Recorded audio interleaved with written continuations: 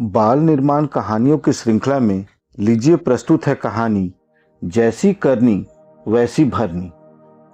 बरगद का एक विशाल पेड़ था। उस पर एक मैना अपना घोंसला बनाकर रहती थी। उस मैना की एक बड़ी पक्की सहेली कोयल थी। बरगद के पेड़ को छोड़कर एक आम के पेड़ पर रहती थी। दोनों सहेलियां साथ साथ काम करने निकलती थी, साथ साथ अपने बच्चों के लिए कपड़े बुनती थी। मैना जो भी पकवान बनाती थी तो कोयल के घर जरूर भिजवाती थी। इसी प्रकार कोयल भी मैना के यहाँ बढ़िया चीजें भिजवाती थी, फिर वह खाती थी। एक दिन मैना ने गोल गोल फूले फूले मालपुए बनाए।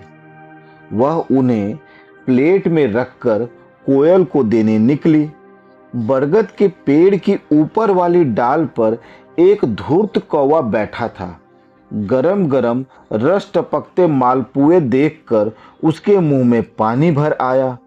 उसका मन हुआ कि सारे के सारे मालपुए गपा गप खाता ही चला जाए, पर उसे मैना से मांगने में शर्म आई।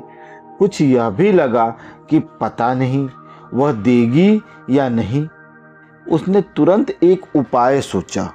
वह तेजी से डाल से उतरकर मैना के सामने आया और बोला, नमस्ते मैना दीदी। कौवा पूछने लगा, इतनी सुबह कहाँ चली दीदी? बस जरा कोयल के घर जा रही हूँ, मैना कहने लगी। कौवा अपनी आवाज को थोड़ा मीठा बनाकर बोला, ओह मैना दीदी, तुम कितनी सुंदर हो, तुम कितनी अच्छी हो, तुम कितनी परोपकारी हो, तुम सबको कितना प्यार करती हो, तुम मुझे बड़ी अच्छी लगती हो। मैं तुम्हारी कुछ सेवा कर पाऊं तो मुझे बड़ी खुशी होगी। मैना अपनी तारीफ सुनकर खुश होने लगी। कौवा उसके चेहरे को बड़े ध्यान से देख रहा था।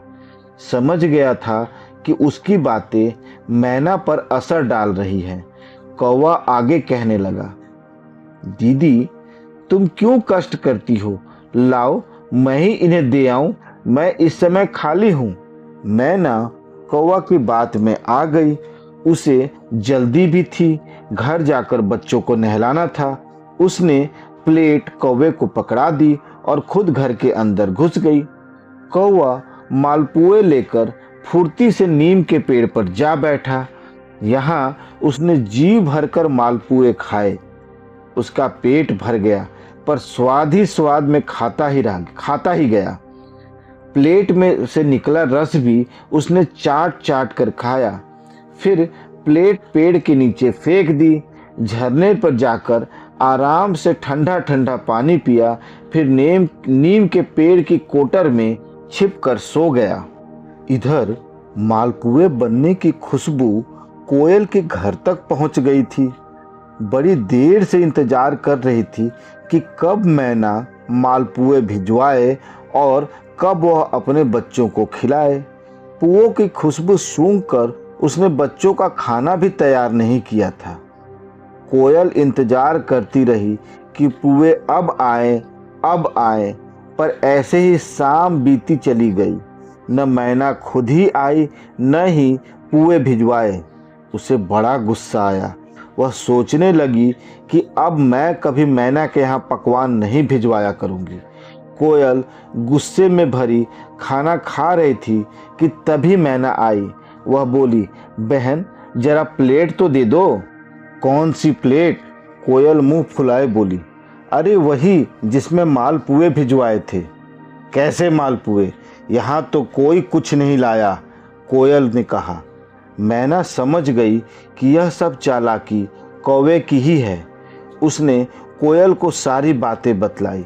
कौवे ने यह शरारत पहली बार नहीं की थी। वह बड़ा ही आलसी था, काम कुछ करता नहीं था। दूसरों को धोखा देकर, उनकी चापलूसी करके उनसे कुछ न कुछ हड़प लिया करता था। मुर्गी, तोता, बतख, चिड़िया, बकरी, कुत्ता आदि सभी पशु पक्षी उससे तंग आ गए थे। मैना और कोयल ने तय किया कि आज तो कौवे को दंड ही देना चाहिए, जिससे कि वह आगे किसी को धोखा न दे।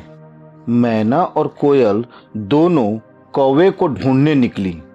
मैना की नज़र नीम के पेड़ के नीचे पड़ी हुई प्लेट पर गई। उसने सोचा कौवा भी इसके आसपास ही कहीं होना चाहिए। दोनों सहेलियों ने मिलकर नीम के सारे पेड़ को छान मारा। आखिर एक कोटर में कौवा मिल ही गया। वह सो रहा था। उसने इतना खाया था कि उसके पेट आगे को फूल गया था। कोयल ने अपनी चोंच उसके पेट में गड़ाई। कौवा हड़बड़ा कर उठ बैठा। जैसे ही वह कोटर से निकलकर भाग रहा था कि एक नुकीली डाली उसके आँख में अंदर घुसती चली गई।